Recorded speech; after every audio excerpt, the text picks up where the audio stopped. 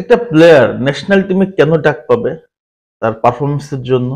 পারফরমেন্সটা কোথায় করবে? ক্লাবগুলোতে।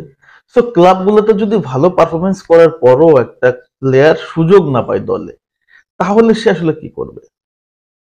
যে প্লেয়ারগুলোকে আমাদের কোচ দরিফাল জুনিয়র ইগনোর করে গেছে, সেই নামগুলোকে আপনি কোনোভাবে ইগনোর করতে পারেন? কোনো কোচ কি তাদেরকে ইগনোর করতে পারে? কোনো কোচই পারে? সম্ভব না।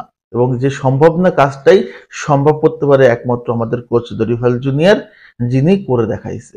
এবং সেটাই হচ্ছে এবং সেটাই চলতেছে লাগাতার। আমরা যে নামগুলোকে আসলে কোনোভাবে ইগনোর করতে পারি না, সেই নামগুলো যদি দেখি, দেখেন, গোলকিপার হিসেবে এখানে এডারসনের জায়গায় আমরা লুকাস পেরিকে কিন্তু এই মুহূর্তে পারফরমেন্সের বিবেচনায় রাখতে পারতাম। 100% তাকে আমরা ইগনোর করে গেছি। লেফট ব্যাকে আমরা অনেক অনেক দুর্বলতা দেখতেছি এবং সেই জায়গাটায় আমরা তিনটা নাম ইগনোর করে গেছি।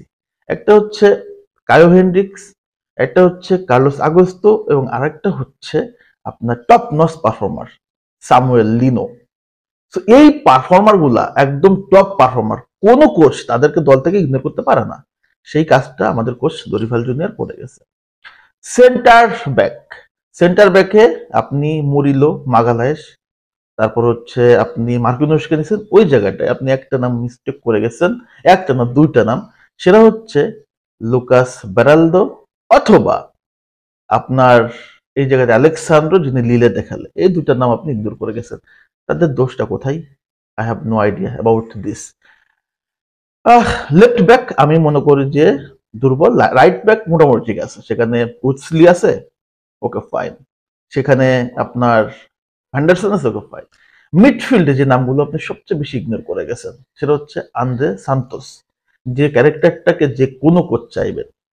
এডারসন, যে কোনো কোচটাকে চাইবেন, যিনি খেলে হচ্ছে আটালান্তাতে। এবং আন্দ্রেস পেরেইরা, এই নামটা আপনি কিভাবে আসলে ইগনোর করে গেলেন, এটা আমার কোনোভাবে মাথায় ঢুকতেছে না, কোনোভাবেই না। আমি জানি না আলটিমেটলি কেন এই কাজটা করা হয়েছে, আমি কোনোভাবে আসলে মাথায় ঢোকাতে পারতেছি না। এখন আসেন লেফট এবং রাইট উইংয়ে। Martinelli injury, okay fine. Number 9 যে রোলটাতে, সেই রোলটাতে আপনি এখানে রিপ্লেসমেন্ট রাখেন নাই জও পেড্রোর। এখানে আপনার কাছে ভালো অপশন ছিল মার্কোস লিওনার্দো, আপনি সেই অপশনটাকে ইগনোর করে গেছেন।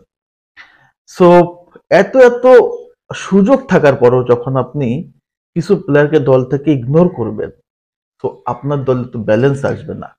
সামনে আর্জেন্টিনা এবং কলম্বিয়া, বড় প্রতিপক্ষ, অনেক বড় চ্যালেঞ্জ। সো আপনাকে যদি ভালো করতে হয়, তাহলে আপনাকে সেরা একাদশ থাকতে হবে, সেরা পারফর্মার থাকতে হবে। এখন সেরা পারফর্মার থাকার পরেও যারা ভালো খেলতেছে ক্লাব পর্যায়ে, তারা তো অবশ্যই ন্যাশনাল টিম ডিজার্ভ করে। এবং তারা যদি এত ভালো খেলার পর ন্যাশনাল টিম ডিজার্ভ না করে বা সুযোগ না পায়, তাহলে তারা কোথায় যাবে? কোথায় যাবে একটু বলতে পারেন দরিভাল জুনিয়র স্যার?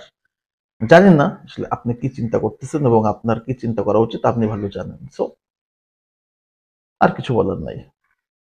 স্কোয়াডটা কেমন হয়েছে আপনারা বলে ফেলেন।